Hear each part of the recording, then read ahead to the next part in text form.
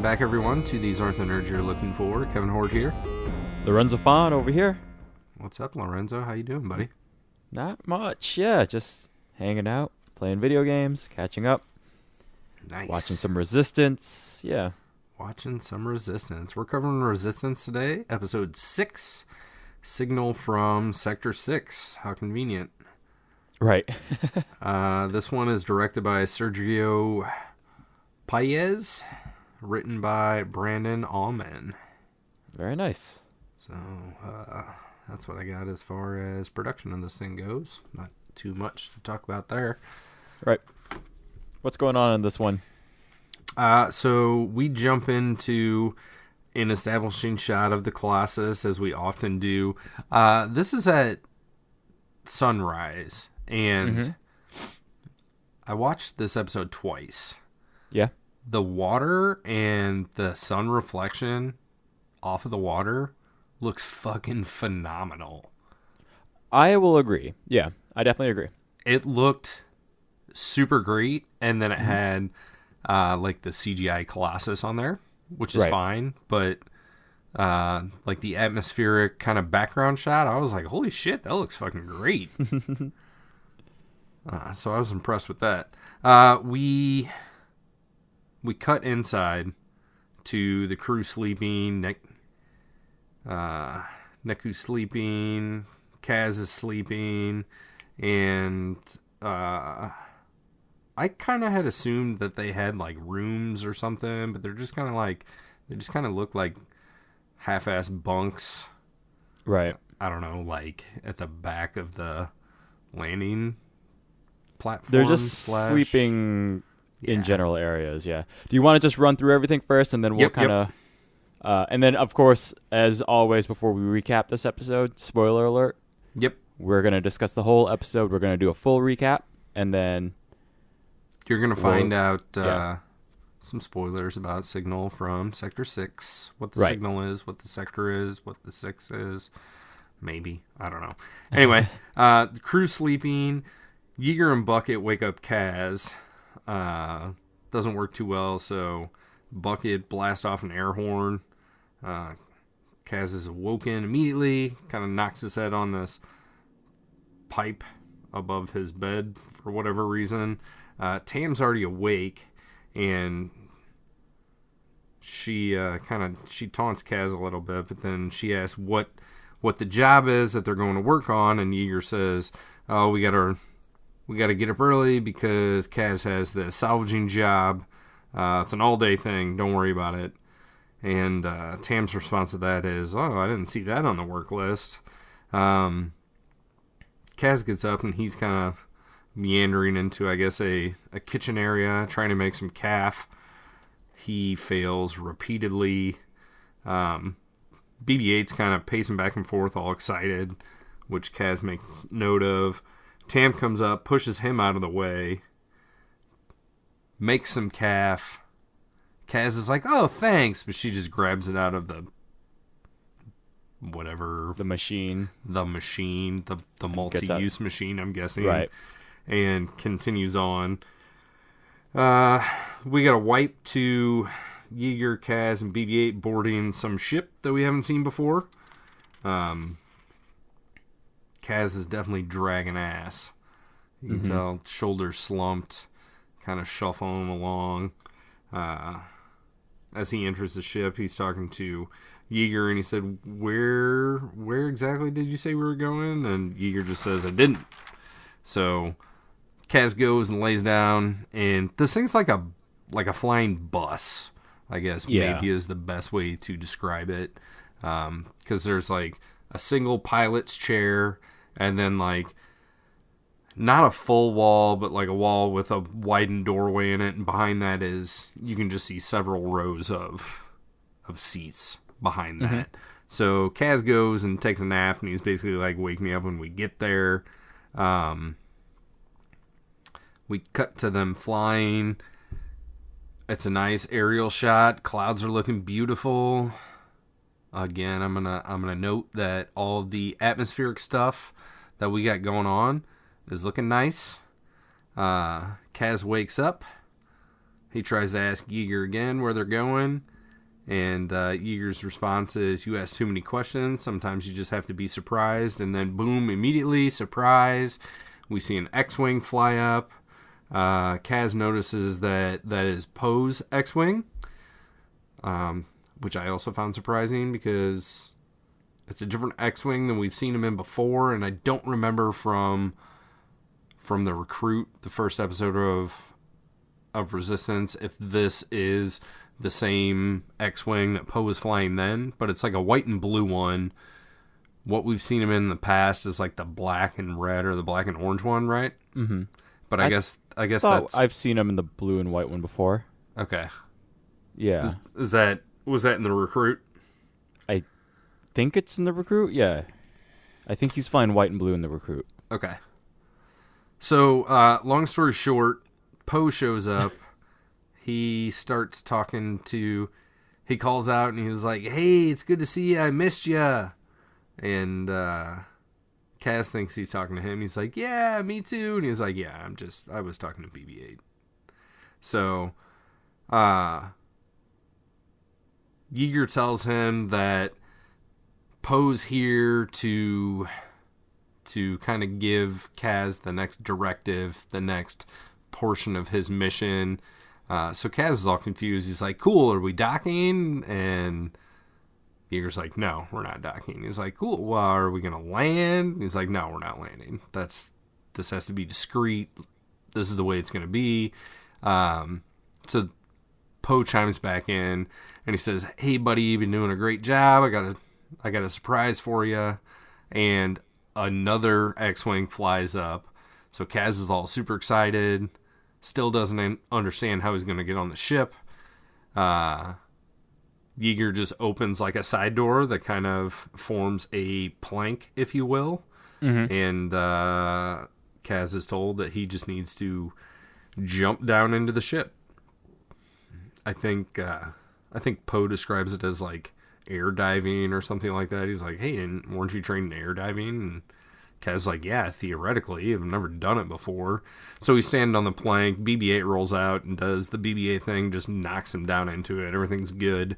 There's a new BB droid, or I guess not a BB droid, it's a CB droid. CB-23 is the co-pilot of this thing. And CB-23 makes it known that he would rather be flying with Poe Dameron than Kazuda's Zioni, which is kind of whatever. So, Kaz and Poe fly off. Mm-hmm.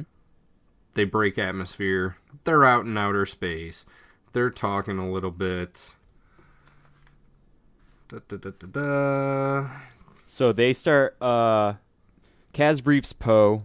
I'll try and take over a bit here. Kaz briefs Poe, and Poe's like, you're doing a great job. Just keep looking into what Doze is doing. You're all good. And then they start approaching an asteroid field. They start flying through it.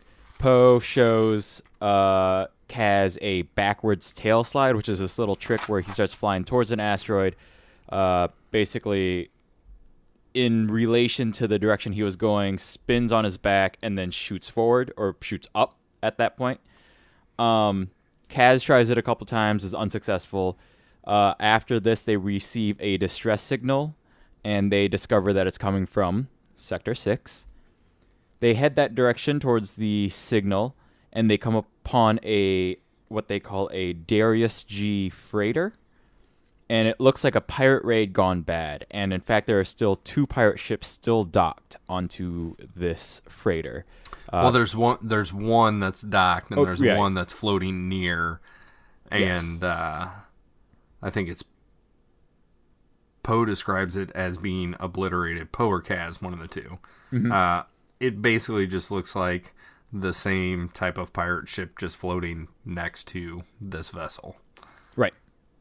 So BB-8 does sense life on there, so they go ahead and board the ship. Mm-hmm. There is a little moment where Kaz is questioning if the Resistance gets involved with pirates, but Kaz is mentioning that somebody needs help, so they go for it. Yep. As they sneak around the ship trying to figure out where this life form is coming from. They do spot 2 pirates that get pulled away by some big life form of some sort.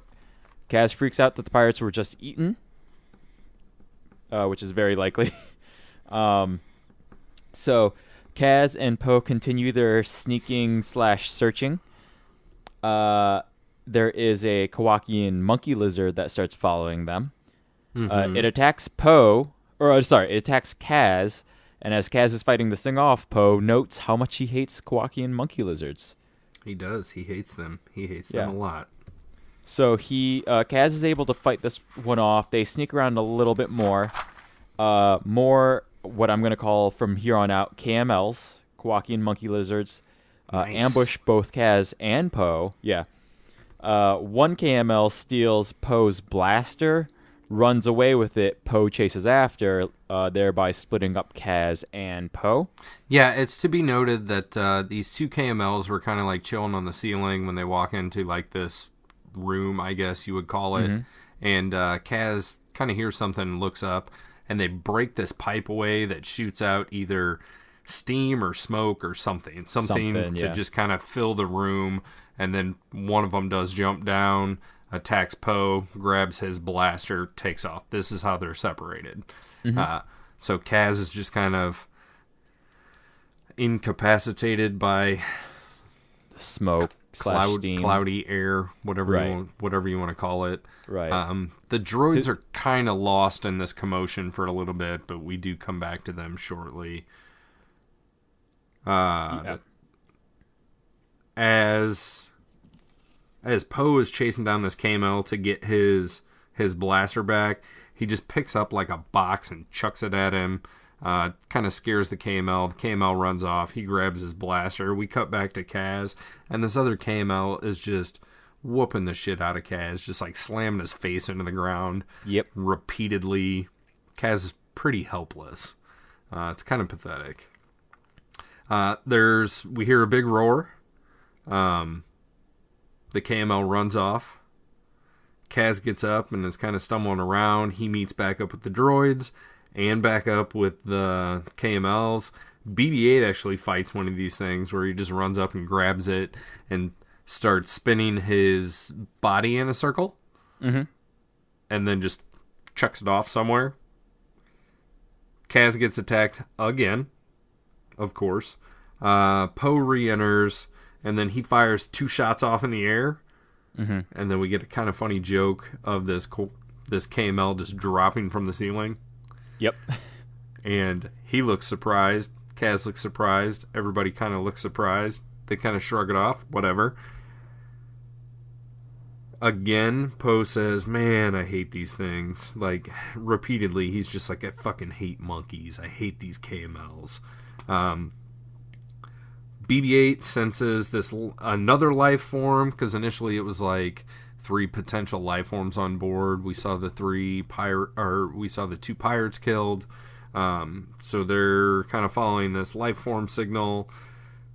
Poe announces that CB-23 finds the life form. It's a box. They open the box. There's a lady inside, purple skin. Poe checks her pulse. He says her pulse is weak. Kaz grabs her, picks her up. He's carrying her. They head back to the ship. At this point, we meet some sort of giant monster. It's later revealed to just be a giant KML. Did you catch that? Yep. I thought that was weird. We can come back to that. Yeah, I thought so too. But yeah, let's just finish this out. There's a chase. Every time they get to a door, they try to close the doors. This monster fucking rips it open again. Poe decides he's going to distract the thing, so he just keeps firing at it, firing blaster bolt, and runs a different way down a hallway so that Kaz can get back to the ship. When Kaz is nearly there, he decides that this lady is too heavy and sets her down and starts to drag her. Poe comes up and he's like, "What are you doing? Pick her up." So he grabs her by the feet, and they're like, "Oh, we're so close." They make it. Mm-hmm. So they get back on the ship, or ships plural. 2 X-Wings take off. At this point, I realized that X-Wings have a back seat, which I didn't know about. Yeah, not always, but definitely in this one. Definitely in this one. And so on my second viewing, I did go back when Kaz drops into his X-Wing. You can clearly see the back seat, so it's not like some weird change in just for Kaz physical geography, but like it's at least it's set up there that there is this back seat. Mm-hmm. BB-8 says there are some incoming ships, so there's some pirates attacking. I think Poe blows one up like super fast because he's a badass pilot. Kaz is on the run because he says there's one on his tail. He kind of does a modified version of this backside tail slide. Mm-hmm. And when he like punches the afterburners or whatever you want to call it, it like breaks off part of this asteroid. So that pirate ship smashes into the asteroid. They're home free. They get to the Colossus. Yep. Well, no, not the Colossus. They go back to Yeager's ship. Yeah. Bring the lady on board. Yeager's not too pleased about this. Poe comes on. He's like, "Hey, everything's good, man. Like, don't worry about it." He gets back on his ship and leaves. The two, BB-8 and CB-23, like wave at each other with some little appendages. I don't like that. We return to the Colossus. This purple lady wakes up on the way and straight like wakes up, sees Kaz, punches him in the face, and Kaz is like, "Ow, what the fuck? Like, I'm here to help you. Chill out." So she's like, "Oh, okay, my bad." They make each other friends. Kaz says, "Me and Yeager like saved you and decided to bring you back," and Yeager's like, "No, I didn't. Not my decision. I didn't want to do it." She introduces herself as Sonara. She explains what happened, where she's talking about how this giant KML, right, attacked everybody. So she hid in this box, and she thought she was a goner. She thanks Kaz, and then she says, "Where are we going?" Kaz says, "We're going to the Colossus," and she's like, "Can I go there? Like, I have no identification. Like, how am I gonna, whatever?" And Kaz says, "Oh yeah, we'll vouch for you. Don't worry about it." So the ship lands. Yeager's still not pleased. He's like rolling his eyes and shaking his head as he departs. Kaz goes up to customs or security or whatever, I'm not really sure, and vouches for her and gets her like papers or whatever. I don't know. Some sort of official, she's okay to be there some type deal. Documentation of some sort, yeah. So they get inside the Colossus, and immediately she's like, "Hey, thanks, but sayonara, see you later." Like, I'm a loner. And he's like, "I'm a loner too. We'd be like great together." And she's like, "Yeah, no, see ya." Closes the door on, I guess, some sort of lifter or something. I don't know. Elevator. She's going somewhere. Not really sure. BB-8 and Yeager are both like, "What the fuck?" Kaz is like, "Oh, well, maybe she just needs some time, like I did." So Yeager says, "Hey, this is on you. If something gets fucked up, this is your fault." And Kaz says, "Well, technically, like, I was, like, on you, like, you vouched for me, I vouched for her." So I don't know if he was trying to say, like, it could be your fault also, or what, but Kaz is basically like, "So far so good, right?" And Yeager just kind of walks off like, "I'm not dealing with this right now, see you later." So we cut over to Sonara, who is Skyping out to Kragan Gore. Yep. Yeah, the lead pirate dude. And she defends herself, saying, "No, this is where I'm at. Like, I'm on the Colossus. Everything's good. These dudes vouched for me. They think I was a prisoner." So, because he's like, "You were taken captive?" And she goes, "No, I was rescued. That's the best part about this. Like, everything's..." No. They don't think she was a prisoner. They just thought that she was being attacked by pirates and a monster, right? Right, but Kragan thinks that she was taken Kragan prisoner. thinks she's a monster, or she was a prisoner. Yeah. Right, and she says, "No, I wasn't taken prisoner on Colossus. Right. I was rescued and brought here." No, it made it sound. Yeah, you just made it sound like Kaz thought they were. Oh yeah, my bad. Yeah. Just wanted to clarify. Yep. Go ahead. So she explains to Kragan that she was rescued, not taken prisoner. Mm-hmm. Kragan basically says maybe this is the best option that could have happened. This is way better than just stealing cargo. He says this mishap may work to our advantage. And then he says, I'll have an assignment for you soon. See you later. End hollow. Then we get this like slightly mysterious music. We get the logo fly in. And then we have cue fanfare. Yep. End of episode. End of episode. End of episode. Yeah. So this was a pretty straightforward episode. Would you? I want to start by talking about this giant Kowakian monkey lizard. Okay, bring it on. What the fuck is it? I mean, I know what it is. It's but a giant Kowakian monkey lizard. Never seen a giant one of these fuckers before anywhere, have we? No, but here's the other thing that it is. Stupid. Oh, I agree. Because, like, it's not just a proportionately bigger KML.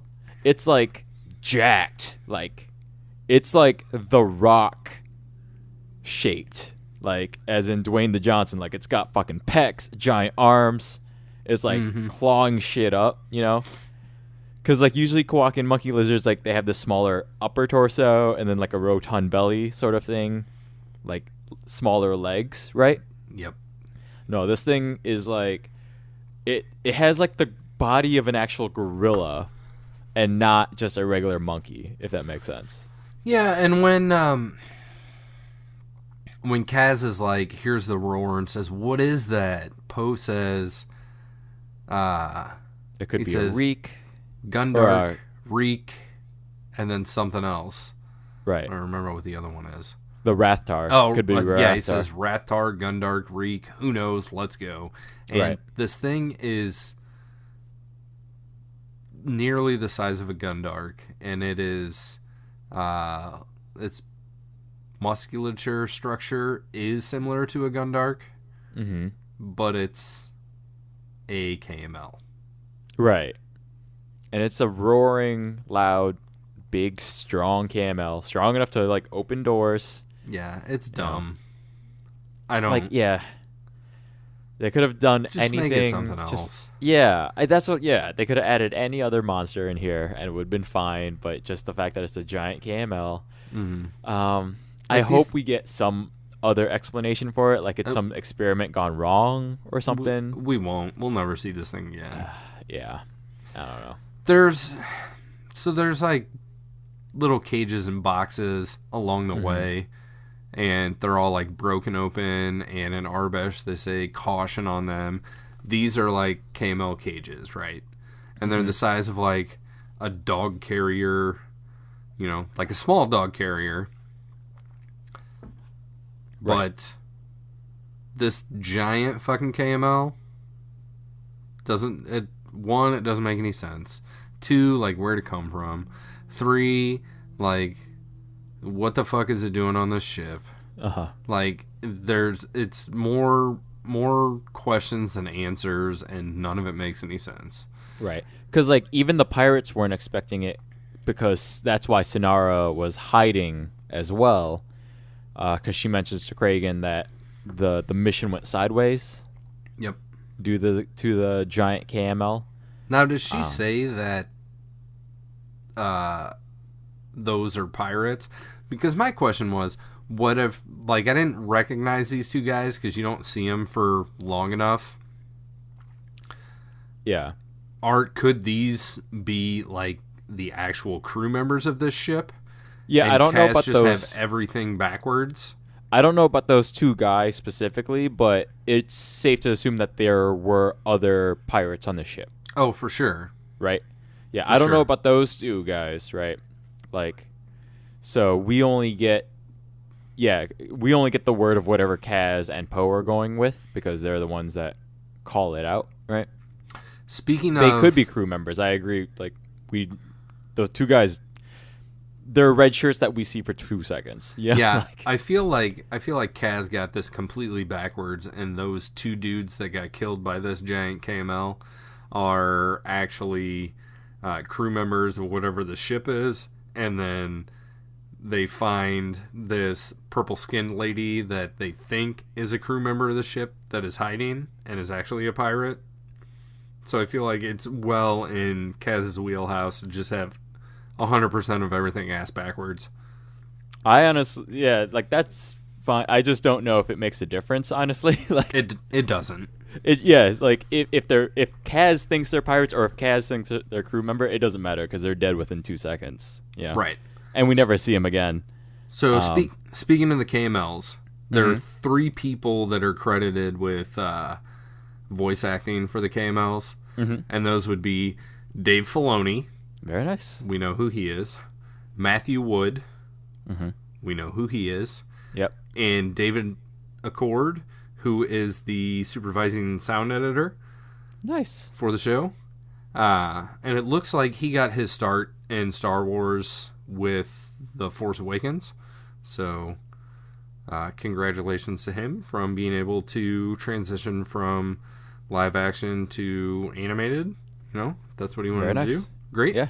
So he's got a little history with Star Wars, but it's you know, a supervising director and 2 supervising sound editors that are credited with being the Kowakians is just the way that they're credited. And it's weird because it's like there's like in the credits it says Kowakians, Dave Filoni, Kowakians, David Accord, and then there's like 3 or 4 other credits, and then it says again Kowakians, Matthew Wood. So is one of them playing the giant one? Probably Matthew Wood would be my guess. Yeah, especially if there's a gap and then last Kowakian, plural. Yeah, Kowakians. Kowakians. So, right. I don't know. The other credit that I have is Sonara San is voiced by Nazneen Contractor, which is a weird last name. I don't think that we've seen her in anything else. Her IMDb credits show Star Trek Into Darkness, Heroes, Hawaii Five-0, Stretch Armstrong and the Flex Fighters, Ransom, Major Crimes, and, you know, continues on from there. Roman J. Israel, Esquire. Yep. Oh, boy. Tiny House of Terror, The Carmichael Show, Heroes Reborn. Yeah. Yeah, so she's been active for a while, so I look forward to hearing more from her, because I'm pretty sure this Sonara lady is going to continue in she's show. On the Colossus. Yeah, she's on the Colossus. Yeah. And that last scene definitely left things very open. If you look up Sonara on Wikipedia, she's included, because like down at the bottom they have a section of like, I don't even remember what it is. It's like appearances or whatever. Yep, appearances. So her first appearance was actually in the Triple Dark, which was news to me. And then second appearance is Signal from Sector 6. And she's probably one of the other pilots that's attacking. Like, we probably get a glimpse of her during the Triple Dark, yeah. Yep. And then she has a third appearance in an episode called Sonara's Score. So she definitely coming back for at least one episode. Might be next week, might not. Who knows? What's the other note I have on her is that she's a Marillion, and which is the same species as Luminara Unduli and Barasafi. Nice. So I guess that is why she's got like these diamond tattoos like on her forehead coming down her nose. Mm-hmm. And I guess that's a tie-in because, planets have to have their thing. So the planet of Mirola, I think is what it is, has these females with different skin color, green, yellow, purple, but they're known for having, I don't know, tattoos on their faces. Are those tattoos or just face markings? I think they're tattoos. Are they? I think so.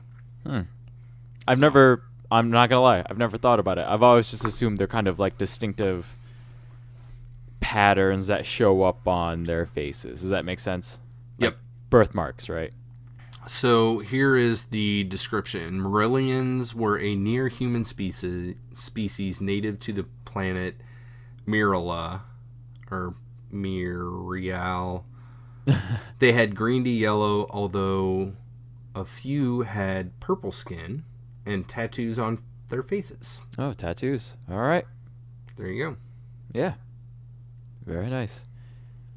That's cool. I don't know why I didn't think about trying to figure out what species she was, but because she was purple, I never would have guessed Marillion. I wouldn't either. Yeah. And it looks like it's an afternote on Wikipedia because the original sentence is they had green to yellow skin, and then it's like in parentheses, although a few were known to have purple skin. And the few being just Sonara up to this point, probably. Currently, yeah. Yeah. Oh, yeah. Just keep backfilling in this universe, of course. Yeah. Yeah, go ahead. It would be okay if, she was from a different planet. But yeah, that would have been fine. Or, just make her green or yellow. I don't know why a distinctive pink was necessary. Purple, not pink. Purple. She's described as purple. She looks pink. Yeah, oh yeah, she looks pink to me. In my notes, it was Pink Lady. Yep, I think that's what I wrote too. Pink Lady. Just sleeping Pink Lady. Mm-hmm. I do have one other small question. Sure. So when Yeager is flying Kaz to meet Poe, and Poe introduces the other X-Wing. Yep. So you had mentioned that he needed to jump into the X-Wing. Mm-hmm. When they return, mm-hmm. the X-Wing docks up against that plank. Yeah, well, it doesn't dock, but it's real close. They're just able to walk in. He just steps onto the platform, and thereby that earlier scene is just unnecessary. Mm-hmm. Which bothered me a lot because it was so explicit, A lot of this episode is unnecessary. Oh, completely. I agree. And I'm pretty sure if there's two planes flying next to each other and you open the door, one, there's going to be some wind or something coming inside the fucking thing. Yeah. And two, if you just had a plank sticking out and then you tried to jump to another plane that was directly next to it, I feel like you're going to fly past the tail of the plane. There will be wind resistance, but it doesn't act as much as you think it would if you're already jumping from one moving object to another. Does that make sense? It does, but I don't know, man. Because you have to remember that if you're jumping from one train to another and the two trains are riding next to each other at 100 miles an hour, mm-hmm. you're also moving forward at 100 miles an hour. So when you jump sideways, you will land exactly in the same spot. Wind does funny things. So if I have a can of soda in my car and I hold it out the window, mm-hmm. and let go of it, it drops to the ground behind me real fast like. Not as much as you think it would, though. Like, again, like, if you hold it out and drop it, it'll probably hit at about the point of where, like, your backseat passenger is. But it doesn't drop straight down into an X-Wing. No. But, yeah, so I understand what you're saying, but, again, we're working with some weird-ass physics here, you know. Mm-hmm. My question, too, is why do they need to be flying around? Why can't they just find some corner and hover? Like, these are all ships that can hover, right? They should be. Right. I don't know. So, yeah, I agree. There should be at least some wind happening, but there's none of that. So they're back to your things from Clone Wars. Maybe there's some invisible shield that we don't know about. Because also, like, now that you bring it up, how is the hatch of the cockpit not just getting ripped off? Like, I'd be more concerned about that than Kaz not being able to jump in. Fair enough. Right. Like, so maybe they are hovering. Yeah. Possibly, yeah. Because again, the analogy of jumping from train to train, like you're not gonna fly backwards that much, but that there should be air resistance that's gonna rip that fucker off the hatch, you know, that top hatch. Because I noticed that too, at least just from the top hatch thing. The jumping I didn't mind for whatever reason. It was just that the hatch should have just caught all that wind and just ripped off. Yeah. So that I didn't understand. Also, just CB23 was a weird. If we don't see CB23 again, it's going to be extra weird. Like, here's what I thought, is that when CB23 was introduced, I was like, oh, okay, BB-8's leaving the show, because that makes sense. Because Poe is, like, so attached to BB-8. He's, you know, it's like his dog, his companion, like, he loves BB-8. When Poe shows up here, he's like, hey, buddy, I missed ya! Kaz thought he was talking to him, but no, he's like, nah, I was talking to BB-8. Right.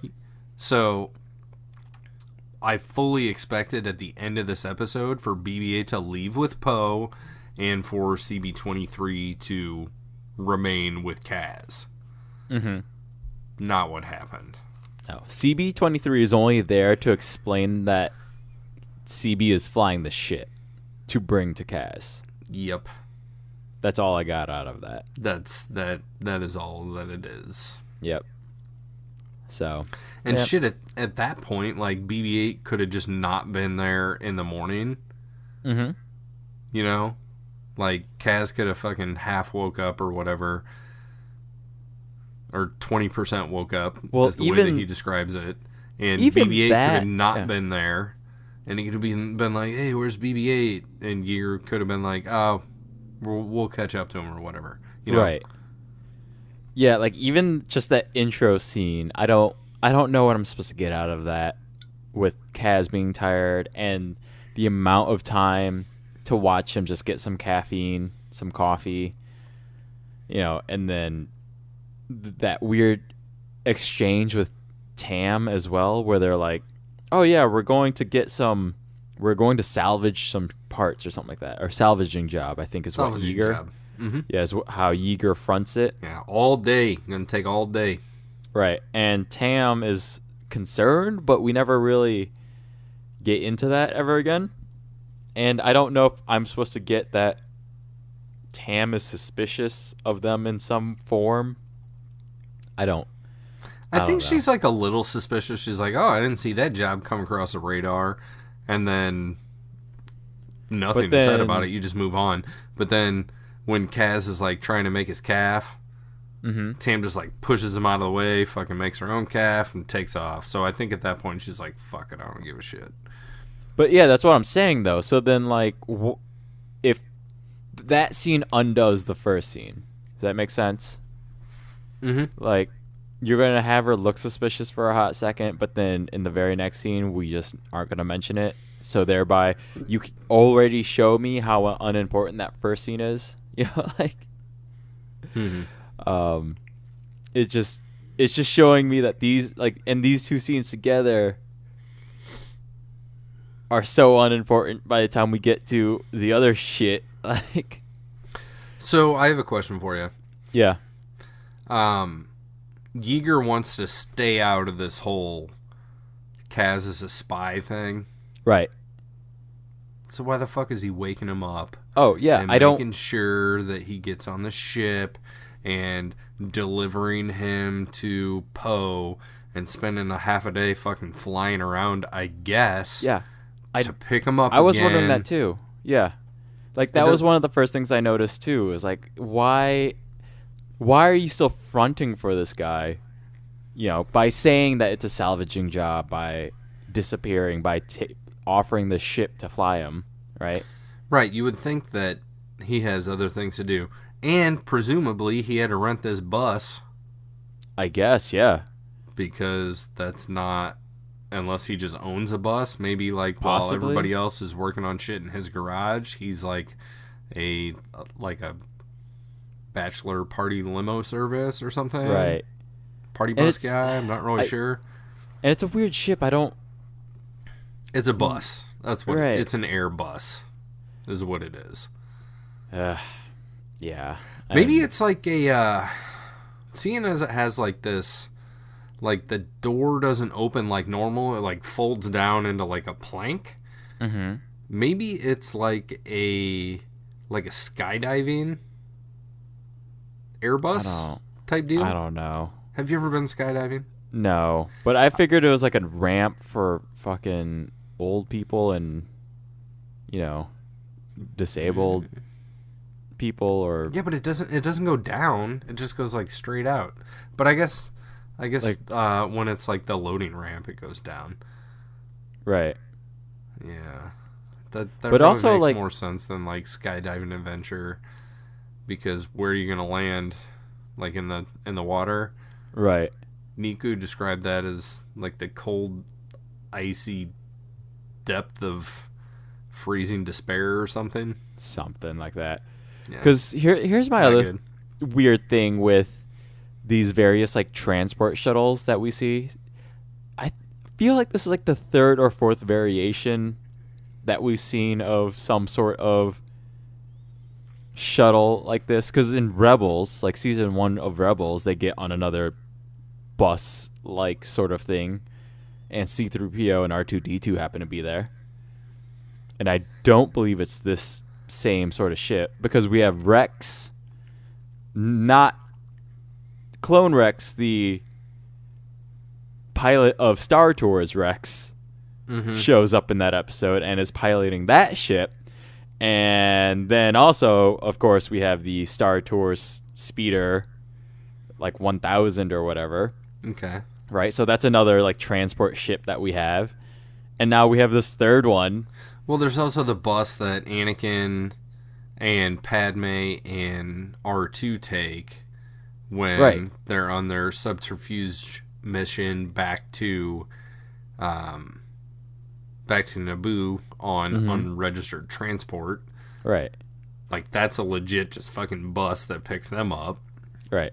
So it's just weird to me that there isn't some, like, I get that each planet can have their own, like, bus system, but it's still weird to me that there isn't more similarities between them. It's weird to me how varied they are, because yes, like from the outside, like a bus in Manhattan and a bus in London will look completely different. Mm-hmm. But internally, like it still has to fit on a road to some degree, right? You know what I mean? Well, where they're going, they don't need roads. Yeah, but you still have like standard platforms and stuff, right? Like maybe think of them like an RV. Uh-huh. Like, there's a lot of different styles of RVs, right? Right. And some are smaller. Some have like 2 seats in the front and they're directly connected to the passenger compartment, if you will. Yeah. Or the sleeping quarters or whatever. Some of them, like an RV, can also be, you know, like the thing that you put in the back of a truck. and there's like fifth wheel, and there's like hitch pulled ones, and there's ones that are like all together and they pull, a Jeep or whatever. Right. There's like Streamline or the Airstream or whatever. There's many different styles, so maybe it's similar to that. But again, there's still like a standard width. You know what I mean? Like, they gotta fit on this fucking road.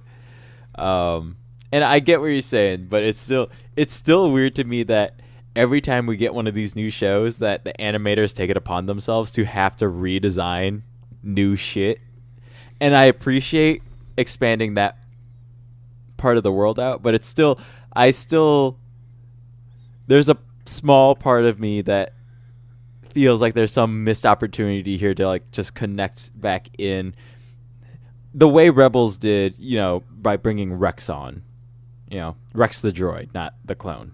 Right. Yeah. I honestly do not remember this bus from Rebels. It's a throwaway episode. I don't remember what else happens on this episode. I just remember seeing Rex the droid. That's literally all I remember from this episode. Is that Rex the droid meets C-3PO and R2-D2, and it's the first current canon appearance of Rex, I believe. Because Star Tours was altered. Well, number one, Star Tours is not really canon, however you want to figure that one out. We'll say it's questionable. That one is questionable. Even in a Disney realm of trying to control things, that one is questionable. But yeah, so and the irony of the Disney ride, the Disney Star Wars ride being questionable in canon in the Disney verse of Star Wars. Right, exactly. But to be fair, it's because of how the ride works that makes sense. No, I get it. Yeah, like if it was any other ride, because like everything Galaxy's Edge will be canon. Mm-hmm. It's just that one Star Tours thing is very questionable. But yeah, so I believe, somebody can correct me if I'm wrong, but I believe Star Wars Rebels is Rex the droid's first canon appearance. And also they did bring back Paul Rubens to do the voice of him. And then we will get more Rex appearances at Galaxy's Edge, by the way. Rex will be the DJ at Olga's Cantina, I believe is where he will be making his appearance. Awesome. So there's already a shirt or a hat that has DJ Rex on it. And that is RX-24. Does that sound right? Yeah, that sounds right. Mm-hmm. So, yep, DJ Rex, baby. So you can get your merch with DJ Rex on it. So, but yeah, so like that's my only thing. It's a minor quibble, but I just find it very interesting the lengths they go to try and design all of this new stuff.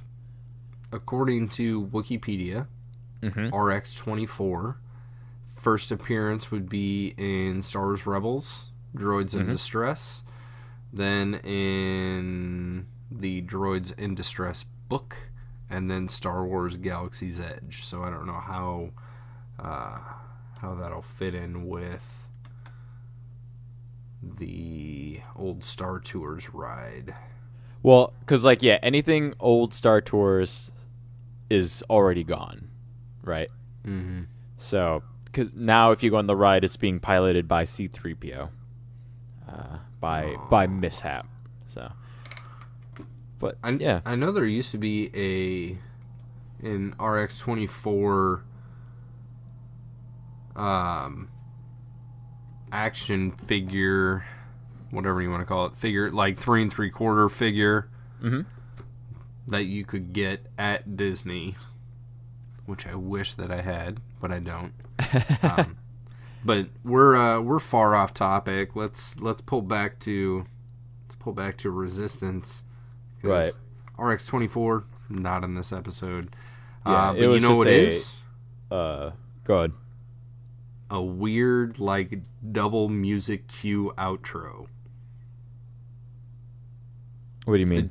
Did you feel that? So, at the end of the episode, we have Sonara talking to Kragan, and then, like, she hangs up, and then there's, like, this semi-mysterious, like, 8 beats of music, and then you get the Resistance wipe, for lack of a better term. Like, the Resistance logo pops up, and the ship shoots across the screen. And then you get, like, the normal fanfare. Like, after that. It's, like, music cue, logo, second music cue. Right. And it's been weird, because sometimes... I'm having trouble remembering, but they usually still play the fanfare at the end of every episode, right? They do. Yeah. So then the problem is... that fanfare does not always work with whatever is happening at the end of the episode. So it's the same issue that we get with the cue loud music in Clone Wars. Mm-hmm. Like, it could be a funny moment, it could be a sad moment. It doesn't fucking matter. They play that loud ass music, right? Yeah, but this was more like it's like all visual stuff, right? Mm-hmm. And then, like, the Skype call ends, and it's almost like fade to black, and then, like, dun dun dun dun dun dun, Resistance, ba ba dun dun ba ba. You know, I don't know. It's just they didn't smooth out the transition. That's basically what I'm getting at. Right. So they wanted the last, like, ominous, like, ooh, what could this mean sort of moment, right? And they really should have just kept playing that music into the Resistance logo rather than try and shoehorn in the fanfare. So, I agree. You know, why they paint themselves in this corner where they always have to play that fanfare, and maybe it's a logo at the end. Maybe normally, like, the fanfare is with the logo, but this was like other music. Logo then fanfare. I don't know. I'll have to. It's only the 6th time I've seen it, so maybe I should pay attention to that more in the future. But that's all that I really have for anything to talk about. Yeah. This particular one. Do you have a 1-word wrap up or 1-word review of this one? No, I didn't think about that whatsoever. The 1 word I'm not good at. Yeah. You want to go for it?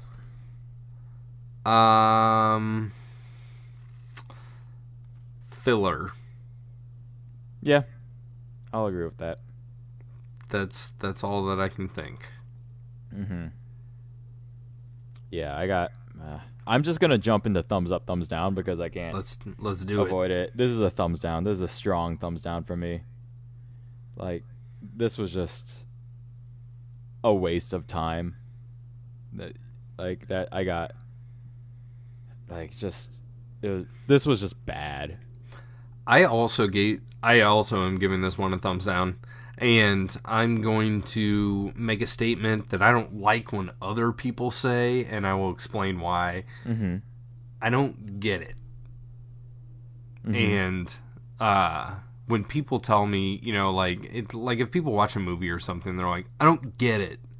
And I'm like, okay, well, it's not necessarily, like, you know, movie-going experience isn't fault always. Right.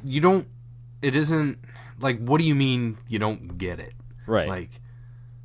Like if somebody watches Infinity War and they're like, I don't get it. Like, okay, well, what do you mean by specific? That? What aren't you getting? Right. You know? But for this episode, like, when I say I don't get it, what I mean is that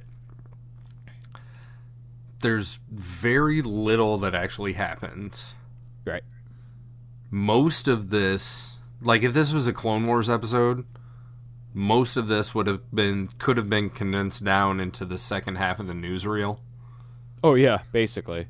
And then we would be at, it would be like the narrator would be like, Kazuda is taken on to a mission and meets Poe Dameron again, and Poe Dameron is taking him to a signal in Sector 6. And then, like, boom, we'd be there, they'd find this girl, we'd get back to the Colossus, and then we'd move on to the actual story. Right. This is all intro for something else. Like, absolutely. So this is why I can only describe it as, like, filler, and I say that I don't get it because this thing doesn't do anything other than intro Synara. Yeah, that's it takes 20 minutes to do that. Mm-hmm. It takes 20 whole minutes. After the first 18 minutes, I was like, wow, nothing really happened. And then I was like, ooh, there's 4 minutes left. And then I was like, okay, nothing happened in that. No. Like, we just get confirmation that Synara is working for Kragan. Mm.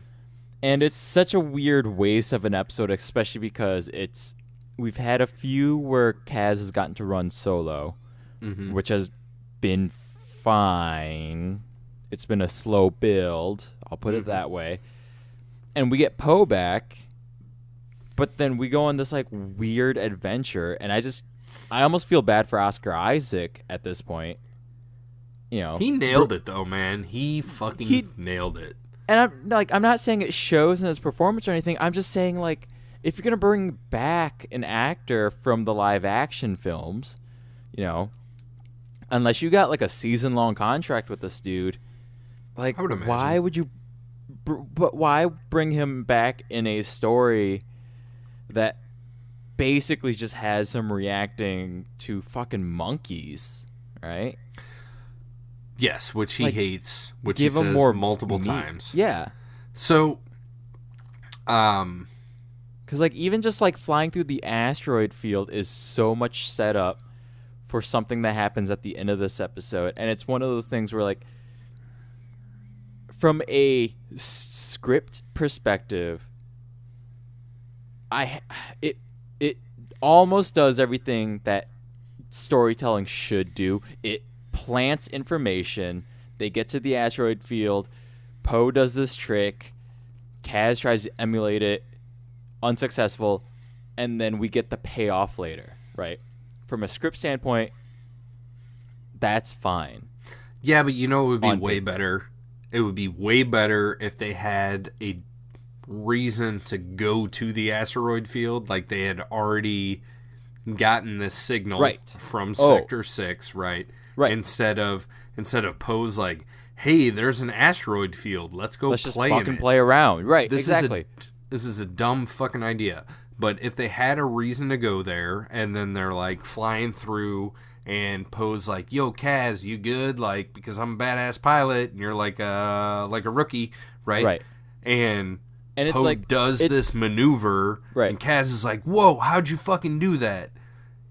And then Poe goes, yeah, you do it like whatever. You do it like this, but you're not as advanced as a pilot as I am, so you should just wait until you're better. Then they go through this thing, find the purple lady, pink lady, whatever, and then they're leaving, and Kaz has this fucking pirate on his back, and Poe's like, don't do it, man, don't do it. And Kaz is like, I got this, and fucking does it and nails it. Right. So, yeah, like what we get instead is like a scene that is just watching it in the moment. There's like a whole sense of like, what are we doing here? Why is this happening? Why is this necessary? We see Kaz like bump into asteroids like 2 or 3 times, I think. 2 times. 2 times. Okay. And even I'm just like, dude, we gotta get this moving. Like, what are we doing in this asteroid field? I don't understand. So that's what I was getting at. Now that you explain it like that, it's kind of funny that along the way, from like when Kaz wakes up to when we find Poe, Kaz is like, where are we going? What are we doing? Where are we going? Right. What are we doing? And that is the feeling that I got most of this episode. Right. Where are we going? What are we doing? And when you present a story in such a like, mystery is fine, but they don't present it as a mystery. They just present it as a lack of information, right? Like, it's almost it's essentially this episode's version of, for reasons we do not understand, she is dying, right? Like, it's like, oh, we don't have a reason, but we just want to, like, we have this end goal, and then they backfilled it without creating anything exciting or with tension or suspenseful or anything. It's just there, like a dead fish. Making that analogy, I like, for reasons we don't understand, she is dying way more, because that takes 12 seconds, and this takes 22 minutes. Sure, yeah. So, like, I don't like either, personally, but, I mean, if I have to pick one to not like more, then, yeah, this episode sucks ass, for sure. Yeah. But so, I call Filoni baloney on this entire episode, especially the giant KML. Yeah. So, like, I got nothing for this one. Like, thumbs down. Yeah, thumbs down. But yeah, like you said at the beginning, like, the animation's very nice. It's pleasant. It's well done. The joke where Poe shoots the KML down, that got a sensible chuckle out of me. Yeah. Is going to be the nicest thing I'm going to be able to say about this episode. Sensible chuckle. But I just, everything about this was so sloppy. So annoying. That's my word. This one's annoying. Boom. Ugh, so annoyed. Annoying this is. Just annoyed. Do we have a capital B bad guy in this? It's going to be that KMLs. No. KML? KMLs. Oh, like, yeah. Multiple. Giant KMLs. mutant KML. Yeah, whether you consider it the giant one or all of them combined as a singular force. Yeah. So, I don't know. I hope we get back into some meat of the story by next week. Yeah, it's unfortunate because I know that last week we were both like, man, this is fucking good. Like, we're moving in a good direction. Like, things are looking up. Because we got into the meat of an actual, like, story that seems to have a big arc to it. And then now that momentum is cut dead to spend 22 fucking minutes to introduce one single character. Yeah, now we have a wafty, stinky fart that we had to wade through for 22 minutes. Yeah, like yeah, like you said, like I would have rather have just off screen had them come back from a thing where they're like, hey, like we found this girl floating out there, you know, like this is how like Avatar: The Last Airbender started. They just fucking find Aang frozen in ice, right? Like, they didn't go anywhere. They just found him. You know, like there's infinite ways they could have introduced this character, and they took the route that annoyed the shit out of me and killed 22 minutes of my fucking life. So, that's like I'm getting angrier the more we're talking about this. This isn't the worst thing I've ever seen out of the Star Wars universe, but it's just annoying. Highly annoying. I'm with you. Yeah. Let's move on to plug time. Yep. Let's get beyond this. We definitely both gave this thing a hard thumbs down. Yeah. You can skip it. Yeah. You know. So again, I think the thing I've been saying is if it weren't for this show, I don't think I'd be watching this. This would have definitely be the like final nail in the I will wait for the last 6 episodes to come out and catch up on Netflix. Yeah. Right. I would binge it later. But do you want to go through the plug? You want me to go through them? Yeah, I got them. you want to send us some feedback via email, notthenerdspodcast@gmail.com. You can hit me up on Twitter at notthenerdz. You can hit up Lorenzo on Facebook at notthenerdspodcast. We throw out 2 plugs every episode for 2 wonderful people that helped us out in creating this thing. One would be Lindsay, who does our intro-outro music. She is reachable via email, strangefantasymusic@gmail.com. You can hit up Kevin, who is our de facto illustrator, on Twitter, and I believe at They Call Me K-Dub. Yeah. At They Call Me K-Dub, for sure. Mm-hmm. And other than that, whatever version of this you're listening to, be it iTunes, TuneIn Radio, shouts out to us on YouTube, whatever. Like, share, subscribe, give us a rating if you can. It's helpful to expand our audience base. The other way that you can do that is simply by telling a friend. So other than that, that's all I got. That's it. And what do we got? This comes out Monday, right? We'll see. I'm not actually home tomorrow. So. Monday or Tuesday. Usually. Right.